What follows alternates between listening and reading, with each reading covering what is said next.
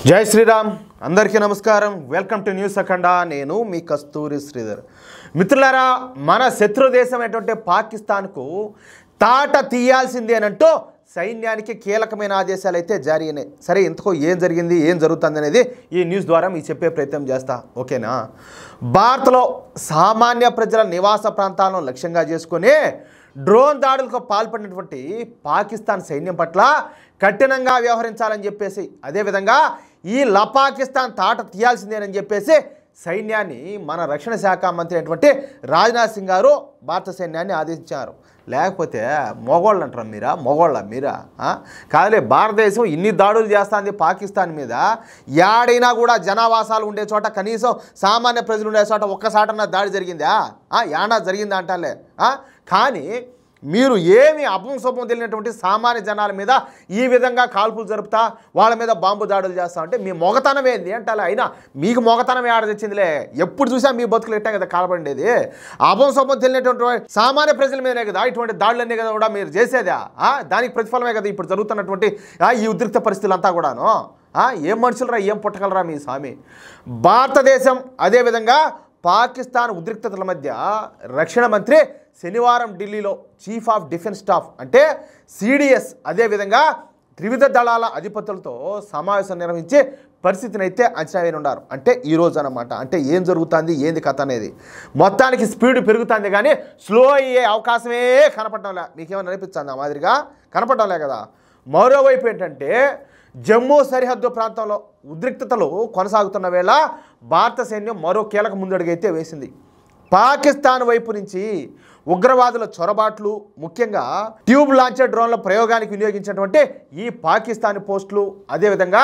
ఉగ్రవాదుల యొక్క ఈ లాంచ్ ప్యాడ్లను మన భారత సైన్యం తుక్కుతుక్కుగా ధ్వంసం చేసినట్టు రక్షణ వర్గాలు అయితే వెల్లడించాయి ఇక్కడ మనం పాములు కొడుతున్నాం ఏది బయటకు వచ్చిన పామును అట్ట కొడుతున్నాం అట్ట కాదు పొట్ట మీద కాలబడే పొట్టను లేపు దొబ్బాలా పుట్ట లేపేసా అనుకో పేడ పోతుంది మళ్ళీ ప్రాబ్లమే ఉండదు ఇంకోటి ఏంటంటే ఆ పుట్టకో ఆ పాములకో సపోర్ట్ చేసేటటువంటి పెను నాగులు కొన్ని మన చుట్టూరానే ఉన్నాయి జాగ్రత్తగా గమనించండి మాత్రం కొంతమంది ఏం తెలుసునా ఇది రక్తం ఉంటుంది కదా యాన్నో కల్తీ జరిగింది ఆ మొఘలాయల కాలంలోనో లేకపోతే బ్రిటిషర్లు వచ్చినప్పుడు యాన్నో కల్తీ జరిగింది చాలా మంది నేను చూస్తున్నాయా ఈ ఫేస్బుక్లోని ఇట్ట చోట ఈ పోస్టులన్నీ కూడా మనోళ్ళే మన పేర్లో పెట్టుకొని ఉంటారు దేశ ప్రభుత్వానికి వ్యతిరేకంగా పాకిస్తాన్కు సపోర్టుగా అసలు యుద్ధం చేయాల్సిన అవసరం లేదంట పాకిస్తాను పహల్గామ్లో దాడి చేసిందని చెప్పేసి ఆధారాలు ఏమి లేవంట కాదురా మీ కొంపల్లో ఎవరన్నా సచ్చుంటే ఏది మొన్న పహల్గామ్ బాధితులు ఉన్నారు కదా వాళ్ళలాగా మీ కొంపలో కూడా ఎవరన్నా ఉండి మీరు బాధితులుగా ఉండింటే ఆ బాధ అనేది ఎట్టుంటుందో మీకు అర్థమై సచ్చుండు మీకు అది తెలియక అయినా ఏం బతుకులు రా స్వామి ఎట్ట పుట్టారా భారతదేశంలో రా నాయన ఇంత కల్తీ జాతి ఎట్ట పుట్టిందిరా స్వామి ఇంత దరిద్రపు ఎందుకులే సరే ఇకపోతే ఏదైతేనేమి ఈ లపాకిస్తాన్ జరిపినటువంటి డ్రోన్ దాడులకు మన భారతీయ సేనలో ప్రతీకారం అయితే తీర్చుకుంటున్నాయి ఏకంగా మన Bharat Pakistan army head quarters ఉన్నటువంటి రావల్పిండినే టార్గెట్ చేసింది కొడితే కుంభస్థలం అన్నట్టు అట్టుండాలి దెబ్బ మామూలుగా ఉండకూడదు రావల్పిండిలోని కీలకమైనటువంటి నూర్ఖాన్ ఎయిర్ బేస్ పైన బేకర్ దాడి చేసింది మన భారత్ ఇదే కాకుండా షార్కోట్లోని Rafiqui air base చక్వాల్లోని మురిది air base పైన భారీ దాడులు అయితే చేసింది రావల్పిండితో పాటు ఇస్లామాబాద్లో కూడా పేలుళ్ళు జరిగినట్టు తెలుస్తుంది ఏకంగా ఆర్మీకి గుండెకాయ లాంటి రావల్పిండినే భారత్ అయితే ఢీ కొట్టింది అదిరా మొగతనం అంటేను అదే భారతదేశం అంటే మీది ఒక బతుకు మీది ఒక దేశం మీది ఒక జాతి ఇకపోతే రావల్పిండిలోనే ఇదే విధంగా 2 భారీ దాడులు అయితే జరిగినాయి మరోవైపు లాహోరు సియాల్కోట్లో కూడా భారీ ఎత్తున దాడులు అయితే జరిగినాయి లాహోర్లోని పాక్ ఆర్మీ డివిజన్ని టార్గెట్ చేసింది మన భారత్ అక్కడ ఆర్మీ డివిజన్ నుంచి వాహనాలు బయటకు వెళ్తున్న వీడియోలు కూడా వైరల్ అవుతున్నాయి అంటే భయపడిపోయి భారతీయ సేనలు దాడి చేస్తాయని చెప్పేసి భయపడిపోయి దీనమ్మ సైన్యంతో పాటు వాళ్ళ వాహనాలు మిలిటరీ వాహనాలు అంతా ఇంకా పర్రారే అన్నట్టు అంతా పర్రారే ఇది ఇలా ఉంటే పాకిస్తాన్ తన గగనతలాన్ని మూసేసి ఏకంగా మూసేసి నోటం జారీ చేసింది తాత్కాలికంగా దేశ విదేశ విమానాలకు ఎయిర్ స్పేస్ అయితే క్లోజ్ చేసేసింది తాత్కాలికంగా ఏమన్నది అప్పుడే ఉన్నది పర్మనెంట్గా కూడా క్లోజ్ అయ్యే సందర్భాలు ఆ సమయం కూడా వచ్చేది కొంచెం ఓపిక పట్టండి ఇకపోతే అబుదాబి నుంచి పెషావర్ వెళ్తున్నటువంటి పాకిస్తాన్ ఇంటర్నేషనల్ ఎయిర్లైన్స్ విమానాన్ని పెట్టాక మరలించినట్టు తెలుస్తుంది భారత్ చేసినటువంటి దాడుల్లో ఎయిర్ బేస్లోని అన్ని సౌకర్యాలు కూడా ధ్వంసం అయిపోయినాయంట. ఈ పాకిస్తాన్కు చెందినటువంటి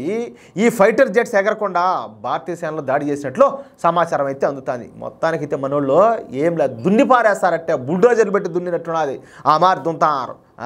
లేకపోతే ఏందిరా పూకురు కుక్క పూకురు మీది మీ బతకలకు కాదు, చేసేది లంగా వ్యాపారాలు. మళ్ళీ మీకు మళ్ళీ రోషాల సిగ్గన్న లేకుండా లజ్జన లేకుండా మళ్ళీ మీకు సపోర్ట్ చేసేవాళ్ళు ఉండడం. మళ్ళీ మా దరిద్రం ఏంటే మా దేశంలో కూడా ఉండడం. ఏమి పుట్టకలో ఖచ్చితంగా రే ఎవరైతే పాకిస్తాన్కి మద్దతుగా పోస్టర్ పెడతారో ఈరోజు భారతీయ ప్రభుత్వానికి భారతీయ సేనలకు వ్యతిరేకంగా అందరూ పోయి DNA టెస్టులు చేయించుకోండి. ఎందుకంటే మీ పుట్టకలోనే లోపాలు ఉన్నాయి, మీలో కాదు, మీ పుట్టకలోనే లోపాలు ఉన్నాయి. అది విషయం. అయితే మిత్రులారా, ఈ న్యూస్ కనుక మీకు నచ్చినట్లయితే ఖచ్చితంగా ఈ న్యూస్ నలుగురికి షేర్ చేయండి. అదేవిధంగా ప్రతి ఒక్కరు కూడా మీ యొక్క అమూల్యమైన అభిప్రాయాలు ఖచ్చితంగా స్పష్టంగా కామెంట్ చేయండి. జై హింద్ అని చేయండి. మీకు ఏ కామెంట్ చేయాలో అర్థం కాకపోతే. అర్థమవుతుందా? ఇంకో విషయం ఏంటంటే,